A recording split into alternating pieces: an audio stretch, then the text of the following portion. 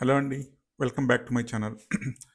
First time నా video చూస్తున్న వాళ్ళకి చిన్న ఇంట్రడక్షన్ ఏంటంటే, మనం స్టాక్ మార్కెట్‌లో ఫిబ్రవరి సిరీస్ అని చెప్పేసి ఒక సిరీస్ స్టార్ట్ చేశామండి.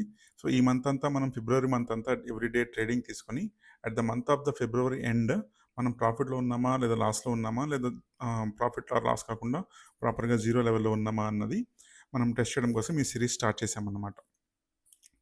రైట్. సో, మన రెగ్యులర్ వీడియోకెళ్ళిపోతే, ఈరోజు సిరీస్‌లో డే 3 అండి.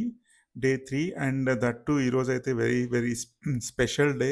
That is budget day. Special day అని ఎందుకంటున్నానంటే, మన సిరీస్ స్టార్టింగ్‌లోనే మనం ఒక మేజర్ ఈవెంట్‌ని అయితే ఫేస్ చేశాము. అండ్ ఈ బడ్జెట్ కూడా నార్మల్ బడ్జెట్‌లా కాకుండా స్టాక్ మార్కెట్ ఈ బడ్జెట్‌లో చాలా, చాలా వైల్డ్‌గా బిహేవ్ చేసింది. ఆహ్ నార్మల్‌గా ఏంటంటే నిఫ్టీ అని చెప్పుకుంటాం కదా మనం. నిఫ్టీలో 100 పాయింట్లు అంటే నార్మల్ బిహేవియర్. 100 పాయింట్లు చేస్తేనే 100 పాయింట్ల పైన కింద వెళ్తేనే మనం ఈరోజు నిఫ్టీ చాలా ఎక్కువ మూవ్ చేసింది అనుకుంటాం. సో, బడ్జెట్ ఇలాంటి మేజర్ ఈవెంట్స్‌లో మాక్సిమం అందరం 200 లేదా 220 అలా మూవ్ చేస్తుందని చెప్పేసి మోస్ట్ ఆఫ్ ది అందరూ ట్రేడర్స్ ఇదే ఎక్స్‌పెక్ట్ చేస్తారు. సరే డబుల్ బిహేవ్ చేస్తదిలే అని చెప్పేసి. కానీ సర్ప్రైజింగ్‌లీ ఈరోజైతే నిఫ్టీ ఏకంగా 495 పాయింట్లు. అంటే తన రెగ్యులర్ బిహేవియర్ కన్నా డబుల్ వోలటైల్ ఈరోజు చూపించిందనమాట. సో, అదే మనం గ్రాఫికల్‌గా చూస్తే ఒకసారి నేను చూపించడానికి ట్రై చేస్తాను. ఇదండి. సో, ఈరోజు మార్కెట్ అయితే 9:30కి ఇక్కడ స్టార్ట్ అయింది. స్టార్ట్ అయ్యి మెల్లిగా జస్ట్ అలా మూవ్ మూవ్ చేసుకుంటా ఇక్కడ స్టార్ట్ అయింది. స్టార్ట్ అయ్యి మూవ్ చేసుకుంటూ క్యాండిల్స్ చేసుకుంటూ ఎప్పుడైతే 11:30, జస్ట్ అరౌండ్ 11 నుంచి సెల్లింగ్ స్టార్ట్ అయింది మార్కెట్‌లో.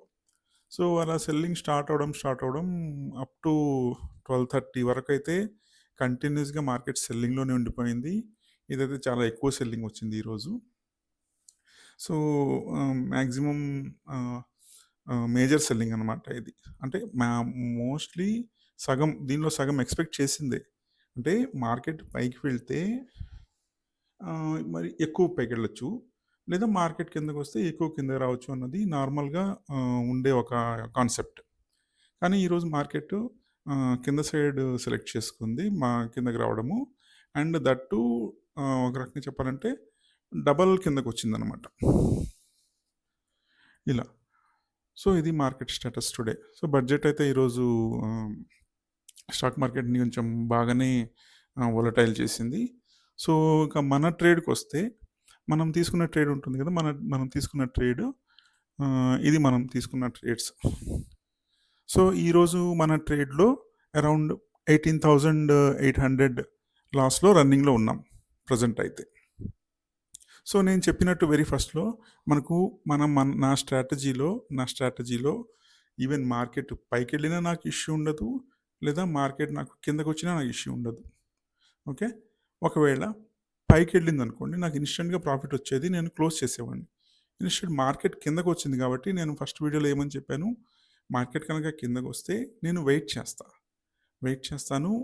నాకు ఎంత లాస్ చూపించినా సరే, నేను ఆ లాస్‌ని జీరో లాస్ లేదా ప్రాఫిట్‌లోకి కూడా కన్వర్ట్ చేసుకుంటాను. ఎందుకంటే నాకు 1 మంత్ టైం ఉంది. ఫిబ్రవరి ఎండింగ్ వరకు నాకు టైం ఉంది. సో, ఈ లాస్ అన్నది నేను ఈ లాస్ నేను ట్రేడ్స్‌ని క్లోజ్ చేయలేదు. ట్రేడ్ క్లోజ్ చేస్తే ఆ లాస్ నాకు లాస్ అయినట్టు. కానీ ట్రేడ్ ఈజ్ ఇన్ రన్నింగ్. ఇది రన్నింగ్‌లో ఉంది. నాకున్న ఈ 3 ట్రేడ్స్‌లో నిఫ్టీలో తీసుకున్న ఈ 3 ట్రేడ్స్‌లో ఒక ట్రేడ్ వచ్చేసి 3 ఫిబ్రవరి అంటే రేపు మంగళవారం. ఈరోజు ఆదివారం కదా! మంగళవారం. మంగళవారం 3:30కి ఈ ట్రేడ్ యొక్క లాస్ట్ ఎక్స్‌పైరీ అనమాట. ఆ రోజుతో ఈ ట్రేడ్ క్లోజ్ అయిపోతుంది. ఓకే. అండ్ ఆ ట్రేడ్‌లో నాకు ఆల్రెడీ రూ. 12,619 ప్రాఫిట్ ఉంది. అండ్ మంగళవారం క్లోజ్ అయ్యేపాటికి ఇది 13,600 అవుతుంది. ఓకే. సో, ఎట్టి పరిస్థితుల్లో నేను మంగళవారం ఇది క్లోజ్ చేయాల్సిందే ఈ ట్రేడ్‌ని. సో, నేనేం చేస్తాను ఈ ట్రేడ్‌ని క్లోజ్ చేసేసుకొని 13,670 రూపీస్‌ని ప్రాఫిట్‌ని బుక్ చేసేసుకుంటాను. నెక్స్ట్ ఇంకా ఈ 2 ట్రేడ్స్ ఉంటాయి. ఈ 2 ట్రేడ్స్ యొక్క ఎక్స్‌పైరీ టైమ్ ఎప్పుడు? ఫిబ్రవరి ఎండ్. అంటే ఫిబ్రవరిలో లాస్ట్ మంగళవారం. ఓకే. ఫిబ్రవరిలో లాస్ట్ మంగళవారం. సో ఇప్పుడు నేనేం చేస్తాను, ఈ థర్డ్ మంగళవారంని క్లోజ్ చేసేసి మళ్ళీ నెక్స్ట్ మంగళవారం అంటే 10th ఫిబ్రవరిన ఇంకో ట్రేడ్ తీసుకుంటా. ఓకే,